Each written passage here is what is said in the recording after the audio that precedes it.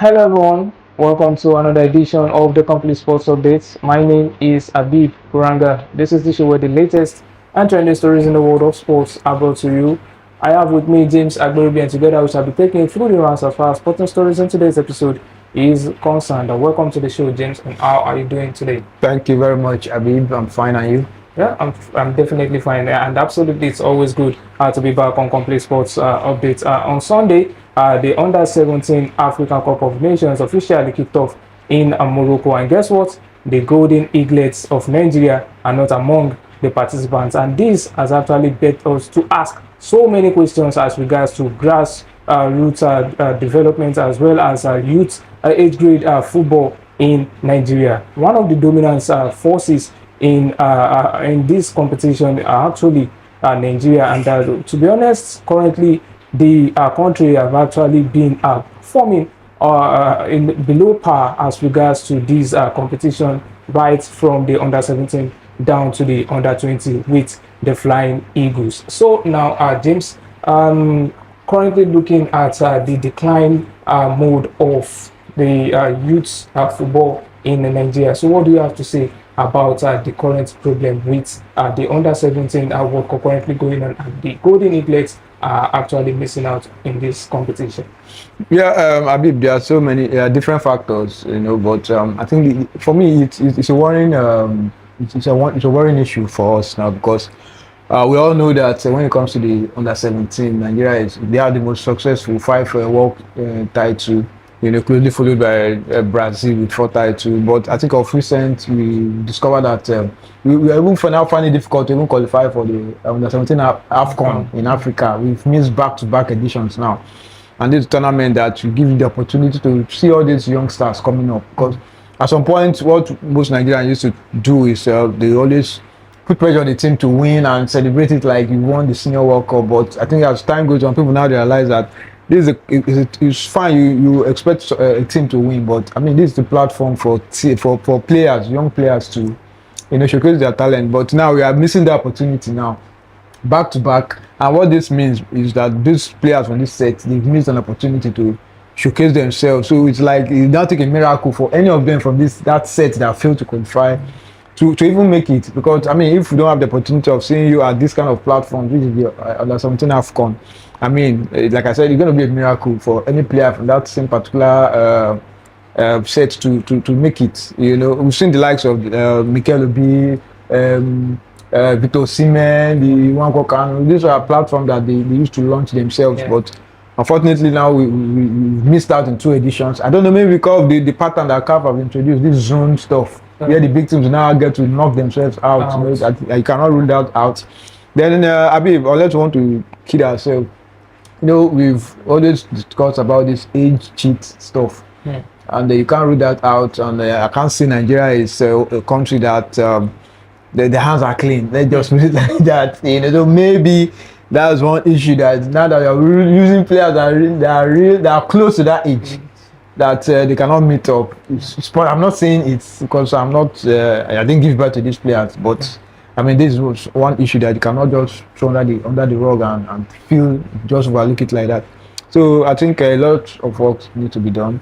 Coaches, the kind of coaches who are good in getting talent.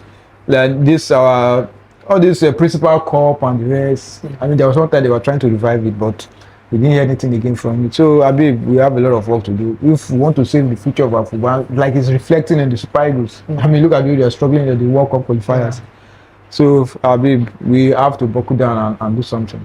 Yes, just like what James rightly said, the magnetic resonance imaging, the MRI scans, which was implemented across the youth levels system right there, in order to ensure that national teams actually prepare players of the right age in the right competition. And to be honest with you, Nigeria have been allegedly been criticized or been accused of bringing in overage players to play in some of these competition. And with the introduction of this MRI, which has been in place for some time now, it has actually been something that has made countries, most especially in the African continent, to bring up players that are of the right age into these competitions. And also, looking at the problem right there, we talk about the lack of a proper scouting network. Talk about the agents that will actually bring up some of these players. Also, they don't really look into the nooks and crannies of the country to bring out talented and incredible players. You look at the lack of well defined youth football development program also that are not really in place in Nigeria at the moment. Talk about different things, and we actually urge the Nigerian Football Federation to actually look into this proper, to invest in grassroots development, improve transition program for young talents, as well as increasing the level of accountability as well as transparency to ensure fairness and merit in player selection and documentation. So we do hope that if all these are properly implemented, the glory days of the Super Eagles, the glory days of youth football will actually come into life back in Nigeria. So that's that as regards to that, James. Let's go over to Europe, talking about a certain man whose club actually missed for more than 4 months, and his presence was actually felt when he came back with a bang as he scored a goal, and he is no other than Arsenal winger Bukayo Saka. The Englishman actually came up in the Gunners' 2-0 this Arsenal side. So what do you have to say about Bukayo Saka, and how crucial is he to Arsenal as the season comes to an end? Well, I believe it's a good one for him after over 3 months out with hamstring injury. Thank God he's back, but fine, he's going to add something to the Arsenal attack. Well, we saw it against Fulham. Just under many minutes he scored, but I don't think. I think if you're talking about the league, I think it's too late. I think it's only a miracle that will make Arsenal win the Premier League title, because I mean they've lost a lot of grounds when you compare with Liverpool. Because I mean, I don't know how they're going to do it. It's going to be, like I said, it's going to be a miracle for them. Fine, Saka is back, and they're going to be a kind of a change in the attack, because they've been using Merino as a makeshift. Unfortunately, Sterling has been a flop. His loan spell has been a flop. So you cannot wait for Saka to be back, and he showed it. When he scored. So, and going into the Champions League against Real Madrid, I mean, you want all your best hands to be around, and the good thing that he's back and he scored on his return. So fine is good, but I won't lie to you, I don't think Saka's return will make any meaning. It's like he's playing preseason as far as I'm concerned. Because so what about the UEFA Champions League against Real Madrid? Yeah, fine. You say there are underdog stories, blah blah blah. Just like what happened in 2006, nobody gave us now a chance to beat Madrid. But that was like over many years ago. This is the Champions League you're talking about. Madrid always know how to find their way around it. Maybe Arsenal can jubilate that. I think this guy, what's it called? Valverde. I think he got injured in the Copa del Rey game, so maybe that will come as a shocker to them.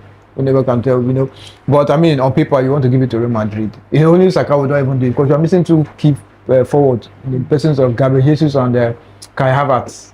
So let's just see how things pans out. But Arsenal will go into this fixture that the Premier League, as in you are chasing Liverpool. Champions League, we are not even close to Real Madrid, because they know this is the Champions League.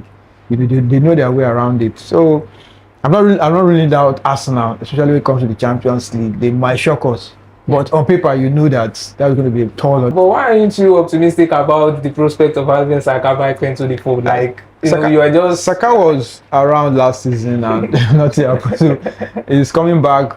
Like I said, it's just going to lessen the burden. As in, maybe Merino will just take a backseat a bit now, because he has done well. He's not a striker; he has done well as a makeshift striker. But the way things are. I mean, Arsenal, they just don't have that. I think that maybe just a kind of a mental block thing for them. They don't just know how to cross over the line when it matters most. Injury here and there, but they've even tried. You have to call them some slack. Despite the fact that they've gone through all this injury crisis, they are still pushing for the title. So kudos to them. But like I said, it's going to be another another trophyless season, and it's going to like 5 seasons now without winning anything. I do hope the players actually prove you wrong. Actually, I hope so. yes, yes, I do hope so. So, viewers, those are the wonderful and insightful analysis by James Agberebi right there. And this is where we'll be drawing the curtain as far as our proceedings in today's episode is concerned. Thank you very much, James, for the wonderful and insightful. Thank you very much, Abid. Nice to be here. Yes, do take care of yourselves and enjoy the rest of your day. Bye for now.